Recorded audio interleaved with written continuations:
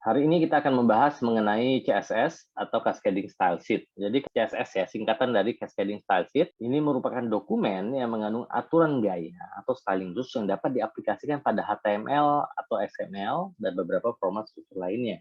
Tapi sekarang kita sih sepenuhnya biasanya menggunakan ini untuk HTML. Karena yang dapat menginterpretasi langsung dengan jelas seperti apa yang diinginkan dari sebuah CSS itu umumnya adalah internet browser. Untuk memahami kenapa sampai munculnya Cascading Style Sheet ini, ya, kita lihat masalah styling pada HTML. Ya, ini HTML sebelum versi 5 ya. Masih bisa digunakan, tapi tidak disarankan. Ini bisa seperti ini. Kita bisa lihat styling pada sebuah HTML itu umumnya memberikan gaya ya, styling kepada komponen HTML atau tag HTML itu sendiri. Kita lihat dalam hal ini, kita punya sebuah semantik bernama font yang menyatakan tipe huruf.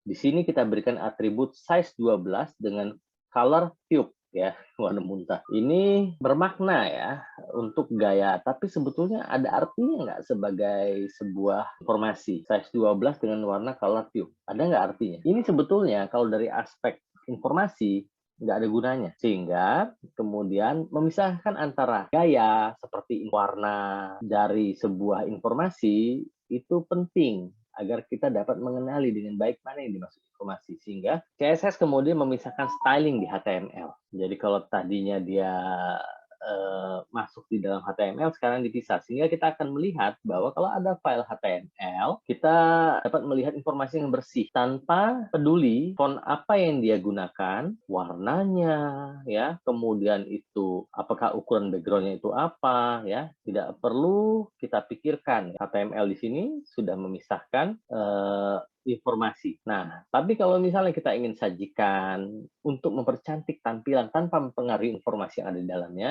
kita bisa berikan CSS. Dalam hal ini fontnya kita mau dia pakai Tahoma. Tahoma itu sans serif ya, makanya di sini default sans serif. Sans serif, jadi kita mau ini jangan ditampilkan dalam bentuk Times New Roman dong. Kita maunya dia pakai Tahoma, agar-agak. Kita mau dia fontnya 13 pixel, agak lebih besar dikit daripada yang biasanya. Biasanya sekitar 12 pixel ya. Warnanya hitam, backgroundnya putih kita maunya ya. Jadi mudah terbaca, kontrasnya tinggi. Kita akan berikan margin 8px supaya dia berjarak sedikit, supaya ada ruang bicara ya, white space. Terus untuk title-nya di sini kita kasih font size, ukurannya agak lebih besar tulisan ini judul. Nah, inilah gunanya ya. Gunanya CSS memisahkan gaya tanpa mempengaruhi informasi yang disajikan. Coba kalau ini semua masuk sini, kita pasti pusing melihatnya. Nanti kita akan lihat contohnya sedikit tapi di ujungnya. Kita sekarang akan bahas tentang materinya. Manfaat CSS itu adalah berkas lebih rapi dan jelas peruntukannya. Tujuannya adalah kita bisa melakukan yang namanya dry ya. Don't repeat yourself. Itu dapat diterapkan. Ini belum kelihatan ini sekarang, tapi nanti kita akan lihat apa.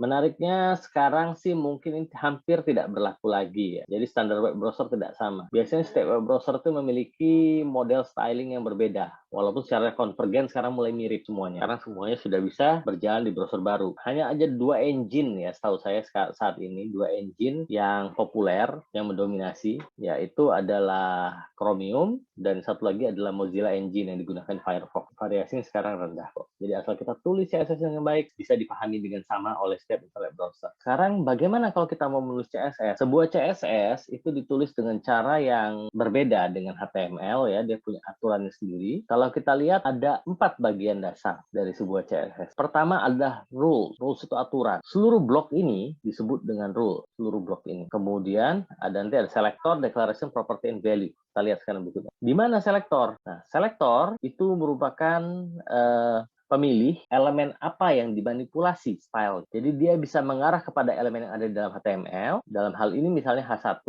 atau nanti kita bisa cari juga kelas dan ID. Sebetulnya akan dipelajari di JavaScript, tapi sederhananya sekarang kita tahu bahwa untuk menentukan dia berlaku di mana, kita gunakan selektor. Kemudian, declaration, komponen lainnya, itu berada di dalam kurung kurawal, semua declaration ya, menentukan bagaimana elemen tersebut bergaya. Dalam sebuah rule, itu bisa memiliki berbagai macam declaration. Dalam hal ini, H1 ini diwarnai merah. Font size-nya 36px. Font weight-nya itu bold. Jadi jumlah declaration bisa lebih dari satu. Nah, ini yang kita bilang dengan property and value. Property itu apa sih atributnya ya yang dipengaruhi, kemudian nilainya yang diberikan itu apa. Seperti font size ini adalah properti yang mau diubah atau diberikan nilai gaya. Kemudian diberikan dia dengan nilai 36 px. Kalau kita paham bahwa ukuran dasar itu 12 px, ini berarti ukuran 3 kali 4. Selektor selain bisa memilih tag, ya, mengubah atribut tag, juga bisa mengubah atribut class, kemudian juga bisa mengubah styling pada ID. Jadi kalau kita lihat, kalau class seperti ini, span, ini untuk tag ya, tag span biru. Ini tulisannya akan berubah menjadi biru. Span kelas hijau. Ini akan mengubah nilainya menjadi hijau berdasarkan kelas yang ditulis hijau. Span ID putih. ID putih ini akan mengubah span yang memiliki ID putih menjadi berwarna putih, ya, walaupun tulisannya hitam. Kemudian kalau inline, nah ini tidak disarankan tapi bisa dilakukan jika diperlukan. Menulis langsung dalam elemen teks. Di sini menjadi span style color red. Kita juga bisa berikan styling langsung tanpa harus menulis rule-nya. Jadi kalau bisa nggak kalau pakai property value di luar rule, bisa inline styling ya. Terkait dengan property value tadi sudah disampaikan sedikit ya. Jadi setiap declaration itu terdiri dari property dan value yang terkait. Jadi ada property, ada value. Kita kan sudah lihat di sini ada selektor nih, ada tingkatannya. Gimana menentukan mana yang berlaku? Karena kenapa? Span ini akan berlaku terhadap semua semantik tag. Tapi di sini kalau ada kelas, apakah dia jadi hijau atau jadi biru? Itu kan pertanyaannya kan? Nah, ini tentukan pada hierarki cascading. Beberapa aturan gaya style dapat digunakan pada satu elemen HTML sehingga harus ada cara menentukan aturan mana yang digunakan. Jadi, istilah cascading menjabarkan proses menyaring dari aturan umum sampai aturan spesifik yang diterapkan. Kemudian aturan tersebut dapat berupa gabungan dari beberapa aturan yang overlapping diterapkan. Yang pertama sekali itulah tag. Itu paling dangkal, ya, paling dasar.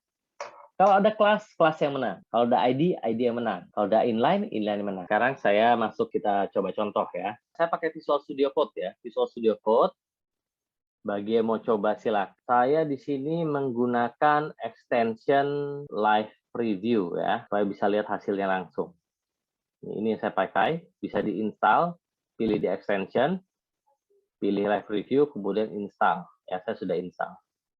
Kenapa saya beritahu ini? Karena ini akan memudahkan kita untuk melihat hasilnya. Nah, di sini dalam body kita buat dulu ya. Coba ya, ini CSS. Kemudian kita buat beberapa span ya. 1, 2,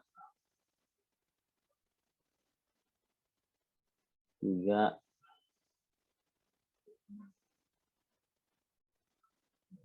4 ya.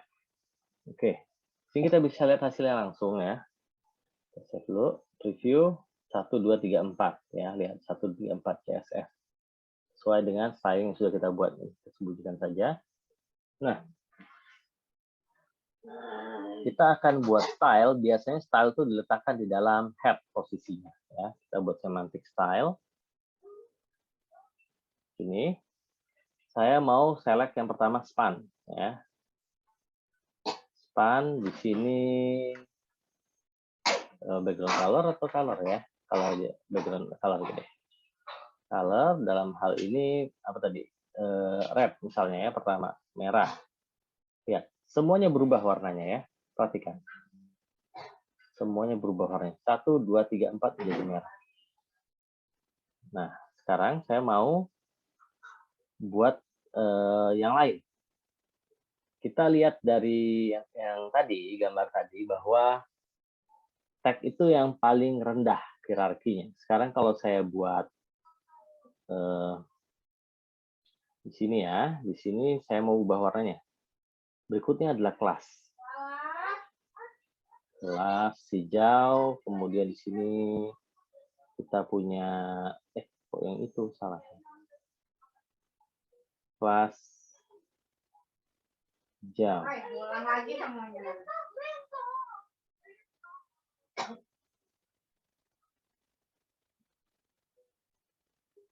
Kelas hijau. Kita coba ya. Di sini saya kasih ID. Di sini biru ya. Oke. Nah, kita bisa akses kelas ya. Kita buat styling untuk kelas. Dot hijau. Jadi kalau kelas dia pakai dot. Di sini kita kasih warna green ya. Nah, semua yang pakai kelas itu akan melakukan overlapping terhadap span karena dia lebih tinggi hierarkinya. Jadi yang pakai kelas dia akan menimpa color green, ya. Kemudian, nah sini ada ID biru. Sekarang bagaimana kalau ID? Apakah ID akan kalah oleh kelas atau unggul, ya? Kita lihat biru. Di sini kita kasih color blue. Lihat, ya. Yang ketiga warnanya menjadi biru. Sekarang bagaimana kalau inline, ya? Kalau inline kliknya di sini. Color apa? Yellow, ya. Yellow. Aduh, sakit mata. Jangan yellow deh, orange ya. Orange, ya. Orange. Nah, lihat. Kalau kita perhatikan, nah saya geser dulu. Span itu pada hierarki terendah. Kalau ada kelas, dia kalah dengan kelas. Kalau ada biru, dia kalah. Kalau ada ID, dia kalah dengan ID. Kalau ada inline, dia kalah dengan inline. Bahkan kalaupun kelas dan birunya kita copy, ya, ke posisikan sebelah sini, ya, tetap tidak akan berpengaruh, tidak akan berubah warna. Nah, ini juga tidak dipengaruhi oleh urutan, ya. Jadi kalau saya letakkan span di bawah, ya, atau misalnya gini, ini di atas, tetap ID yang unggul. Mau kita letakkan ID-nya duluan, tidak terpengaruh. Karena yang penting adalah urutan cascading-nya, ya, hierarkinya yang mana yang unggul, itu dipengaruhi oleh itu, ya. Jadi walaupun kita bolak-balik, dia tidak berpengaruh, ya. Karena yang penting apakah ID di atas kelas, apakah tag di bawah kelas, apakah inline style berada di paling atas, nah itu yang menentukan. Mau sebanyak apapun atribut yang kita berikan. Ya. Tapi selama atributnya tidak misalnya begini ya, atributnya tidak ada yang overlapping, itu tidak masalah. Ya, misalnya di sini background color saya ubah menjadi cyan, ya. Lihat, semua blok belakangnya tetap biru. Ya. Kalau yang ada melakukan overlapping, misal di ID, ya, overlapping, baru dia berubah warnanya. Misal dalam hal ini saya berikan warna pink, misalnya. Nah, itu ya, biru, pink. Nah, lihat. Nah, ini juga sama nih ya, span style-nya juga berubah karena ID-nya biru. Background color pink, tapi karena dia style color-nya orange, tetap unggul orange-nya. Oke, ada pertanyaan dulu mungkin? Izin bertanya, Pak. Ya, silakan. Itu untuk span itu bisa disisipkan nggak ke dalam suatu teks paragraf? Jadi untuk melakukan layout pada sebuah halaman web, kita juga menggunakan CSS. Bagaimana langsung layout? Ada yang namanya inline tag dengan block tag. Span itu adalah inline. Jadi kalau ditaruh di paragraf nggak ada masalah. Biasanya kalau kita perlu begini nih, memberikan warna merah dalam sebuah paragraf. Ini adalah nomor 1. Nah, itu nggak ada masalah. Jadi dia bisa di dalam sebuah paragraf. Nah, seperti itu ya. Jadi kalau lihat di samping tuh, kelihatan kan? Belum ya?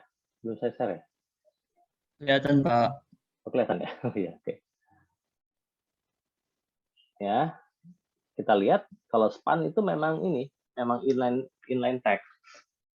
Jadi dia tidak memiliki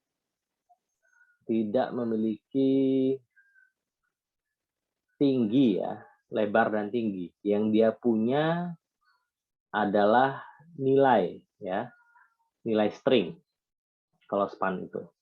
Jadi yang termasuk string seperti apa? Ya, yang inline tag ya seperti span, p, kemudian itu block quote itu tidak punya sifat blok ya, tapi bisa diubah kalau mau. Misalnya seperti ini ya. Ini saya kasih contoh. Di sini kita kasih width. Bisa dipaksa kalau diubah. Pertama kita ubah dulu. Pertama display-nya adalah blok. Nah, lihat tuh. Berubah kan? Nah, dia langsung menganggap dirinya sebagai blok.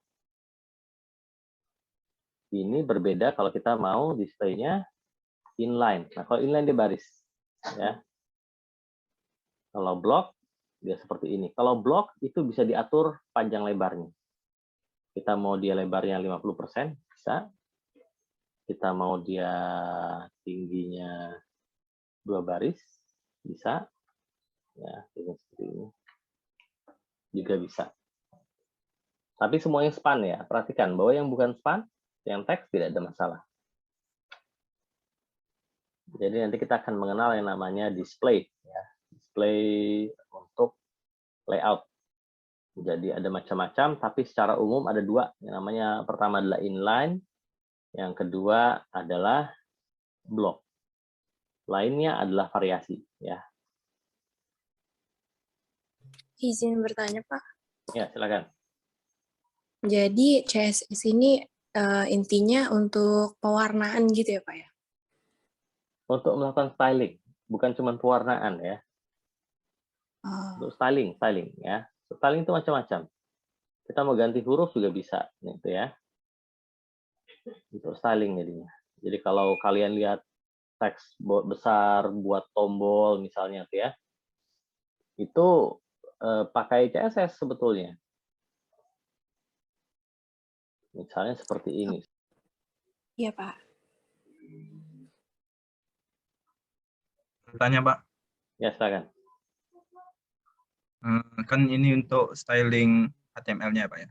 Ada apa kita harus pakai CSS terus? Apa ada kondisi tertentu kita stylingnya langsung di HTML aja, Pak? Styling itu kalau praktek yang baiknya itu dilakukan sepenuhnya di CSS. Tapi, ada tapinya ya. Ada kondisi di mana mungkin kita mau melakukan styling menggunakan inline styling pada HTML. Kapan ini digunakan? Pada saat artikelnya memiliki aturan-aturan penulisan tertentu. Misalnya menyatakan poin yang penting dia perlu dimiringkan, digarisbawahi. Nah, saat itulah kita gunakan styling khusus pada HTML langsung. Jadi untuk memperkuat informasi yang disampaikan. Selain dari itu tidak boleh. Walaupun bisa, tapi tidak boleh.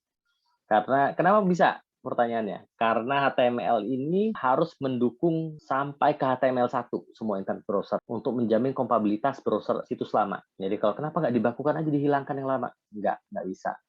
Karena dia harus dukung browser-browser lama. Izin bertanya, Pak. Kalau yang Ya. Oh iya, silakan Ya, Satria dulu. Tadi dulu, yang selesaikan ya. melanjutkan tadi, Pak. Hmm. Yang tadi apa? Yang garis miring terus di garis bawah terus dimiringin itu kan kata Bapak tadi di HTML untuk bagian-bagian penting aja, Pak ya. Kan di CSS juga bisa digituin, Pak. Kenapa nggak CSS? Kan sudah dibilang, perbedaannya begini. Kalau CSS tujuannya adalah membuat tampilannya menjadi mudah dicerna oleh pembaca atau yang pengunjung situs. Tapi kalau pengubahan styling langsung pada HTML, tujuannya adalah untuk menguatkan informasi. Tujuannya adalah untuk menguatkan informasi. Walaupun sebetulnya sudah sangat jarang sekarang untuk digunakan. Misalnya seperti ini ya. Ini kalau dulu, kalau kita mau tebalkan ini ya, tebelin. Nah, itu ya. Kalau saya mau memberikan penekanan terhadap nomor, saya gunakan bold. Ini styling langsung pada HTML. Atau bisa kalau mau, nggak mau seperti itu. Saya maunya pakai span, saya mau ditebalkannya agak khusus untuk penekanan. Bahwa ini nomor nih. Saya mau tingkatkan font weight-nya ya. 400 font weight 600 tebal di situ ya. Ini coba kita taruh di sini. Nah nih ya, nomornya tebal nih jadinya. Span style font weight 600. Kalau kita punya spesifik case yang kita mau ditebalkan nih, tapi saya mau memberikan penekanan banget gitu pada saat si pembaca melihat, dia langsung langsung menyadari ini adalah sesuatu yang berbeda. Tapi saat ini hal seperti ini sudah jarang dilakukan. Biasanya orang pakai styling seperti ini ya. Sudah ada tag-nya sendiri, strong, untuk menyatakan tolong berikan penekanan pada hal ini. Kalau kita mau tambahkan di HTML, tujuannya adalah untuk memperkuat informasi. Bukan memberikan styling supaya dia mudah dibaca, bukan. Memperkuat informasi, memberikan penekanan. Contohnya bisa gunakan semantik seperti ini, styling langsung, tapi tidak disarankan. Mungkin kalian biasanya akses internet pakai browser ya biasanya ya, browser HP, browser laptop, ya umumnya. Pernah nggak mengaksesnya pakai seperti screen reader, text to voice, dibacain gitu websitenya. Kenapa styling ini dipisahkan? Salah satu tujuannya adalah untuk memberikan dukungan kepada kaum disabilitas dan juga memudahkan penggunaan perangkat lain dan membantu mesin menyerap informasinya saja tanpa terpengaruh oleh berbagai macam styling yang ada. Jadi kalau di sini, ini kan kalau kita tidak pakai strong, ini sama mesin akan dibaca seperti ini kalau pakai text to voice. Dia akan baca, kalau nggak ada strongnya, dia baca ini adalah nomor 1. Kalau ada strongnya jadi begini mungkin, ada penekanan. Ini adalah nomor 1, ya gitu tuh. Itu akan mempengaruhi itu. Jadi bagaimana mesin menginterpretasi terserah mesinnya, tapi dia terbantu kalau ada semantik seperti itu di dalam informasinya. Tadi ada nanya lagi siapa? Iya saya Pak. Misalnya kita buat file CSS ini untuk satu HTML Pak. Bisa nggak kita misalnya buat sebuah CSS ini untuk berbagai macam HTML, berbagai beda HTML Pak? Oh ya, bisa. Kalau sudah pernah coba Bootstrap, itulah yang dilakukan Bootstrap. Saya buat dari satu file. Untuk membuat file CSS, biasanya namanya adalah, biasanya dibuatkan folder khusus, namanya bisa style atau namanya bisa CSS. Biasanya ngambil nama CSS. File pertama biasanya disebut dengan style.css atau css.css. Dan saya lebih senang namanya style. Nah, saya nggak mau nih di sini nih filenya. Saya copy aja, pindahin sini. Nah, ini nih styling, terpisah filenya. Sekarang saya buat file baru. Index 2 ya, HTML. Saya buat di sini style